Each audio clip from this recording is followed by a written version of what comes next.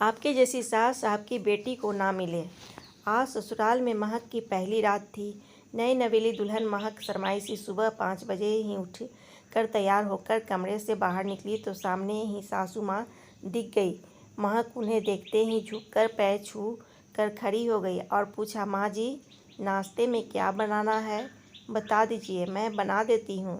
तब महक की सास बोली, अरे नहीं बहू, आज तेरा इस घर में पहला दिन है और इतनी सुबह सुबह क्यों जाग गई? वो तो हमारा ज़माना था जब सास से पहले बहुओं के जागने का रिवाज था। कल से आराम से जगना। जैसे मेरे लिए मेरी बेटी है वैसे ही तू है बेटा। महक को बहुत खुशी हुई कि सासू माँ तो बहुत अच्छी सोच रखती है। सासू माँ की बात सुनकर महक मन ही मन खुद पर इतरा उठी। कितना अच्छा घर मिला है मुझे। यहाँ तो मुझे माँ की कमी महसूस ही नहीं होगी। सासू माँ बहुत अच्छी है। मैं भी इनको अपनी माँ की तरह ही प्यार करूँगी। कुछ दिन बाद महक रसोई में चाय बना रही थी। तब महक की सास आई। अरे बहू, अभी तो तेरी मेहंदी के रंग ही फीके नहीं हुए हैं। पहली रसोई हो गई ना, बस रस्म हो गई, इतना ही काफ़ी है। अभी आराम करो, ये सब काम तो ज़िंदगी भर करने हैं। मैं कर लूँगी सब। सासू माँ महक के हाथ से करछी लेकर प्यार से कहती है, नहीं नहीं मम्मी जी, ऐसे कैसे? जब हम दोनों घर में हैं तो आप अकेली क्यों करेंगी? और मम्मी, काम ही कितने हैं? घर में हम 4 लोग ही तो हैं। सास हंसकर बोली, चल तू बैठ, आज मेरे हाथ की चाय पीकर देख। सासू माँ उसे रसोई से बाहर जाने के लिए कहती है। महक असमंजस में बैठक में आकर पत्रिका उठाकर उलटने पलटने लगी। तभी दरवाजे पर दस्तक हुई। दस्तक की आवाज़ से महक दरवाज़ा खोलती है और पड़ोस की उमा चाची अंदर आती हुई पूछती है, अरे बहू, तेरी सास उर्मिला कहाँ है? रसोई में है, धीमे से महक जवाब देती है। अच्छा, इतना बोलकर पड़ोसी चाची महक को घूरती हुई रसोई में चली गई। नहीं नहीं बैठूंगी नहीं, तेरी हालत पर तो तरस आ रहा है। अपनी बहू को ही चाय नाश्ता करा।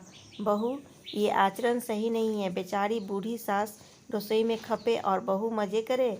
बोलती हुई चाची महक को घूरती चली गई। महक को ऐसा महसूस हुआ जमीन फट जाए और वो समा जाए।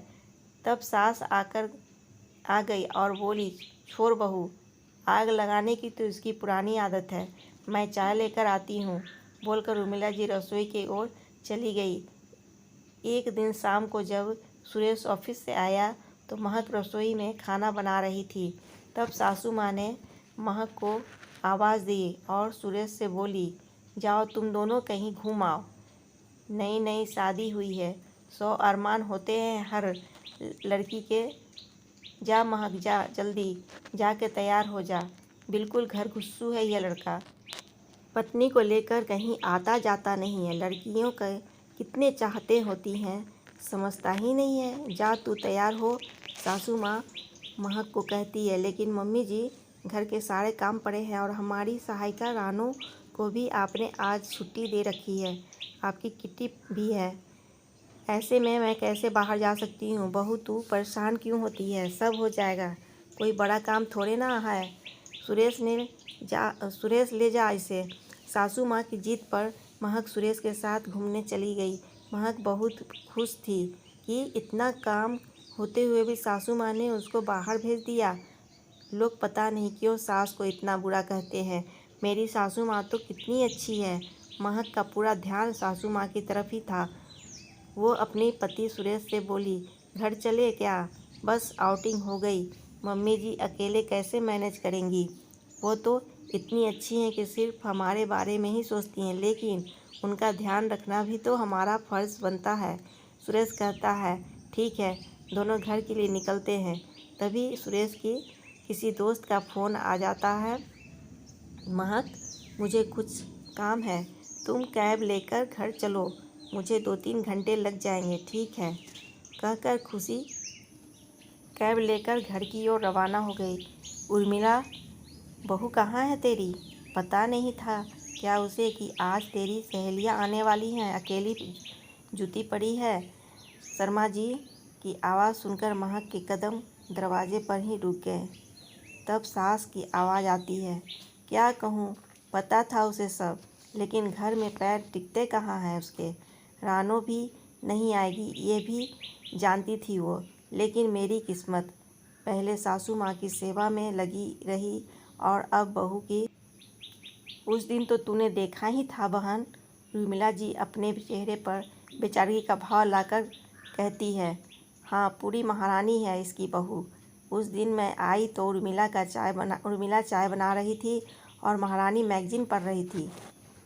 बर्मा कहती है, अरे वो तो किसी काम के से मैंने उर्मिला को फ़ोन किया और उर्मिला ने आने के लिए कहा, नहीं तो इसकी ऐसी हालत है कभी खबर ही नहीं होती।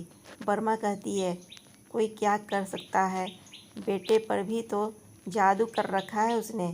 सुरेश भी जानता था आज तुम लोग आओगी और पत्नी के कहने पर एक बार भी उसे एहसास नहीं हुआ कि उसकी माँ अकेली कैसे काम करेगी। पत्नी ने हुक्म दिया, जोरू का गुलाम चल दिया। मेरी तो किस्मत ही फूटी है।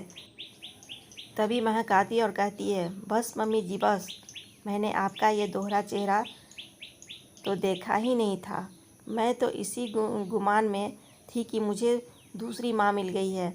मैं तो सोचती थी सास तो इतनी अच्छी होती है, फिर क्यों लोग सास को बदनाम करते हैं। लेकिन आपका ये रूप देखकर मुझे समझ आ गया है। मुझे क्या पता था कि आप अपनी बेचारगी दिखाने के लिए स्वीट बन रही हैं। कम से कम अपने बेटे को तो बख्श देती, जिसे आपके इन कर्मों का पता नहीं है। शुक्र है कि सुरेश को कहीं जाना था और मैं अकेली आई। आपका ये रूप देखकर और बिन किए का लांछन सुन क्या गुजरती उन पर। आप तो आज अपने बेटे की नज़रों से गिर जाती। माँ जी, आपकी भी एक बेटी है। मैं दुआ करती हूँ कि आपकी जैसी सास उस मासूम को ना मिले।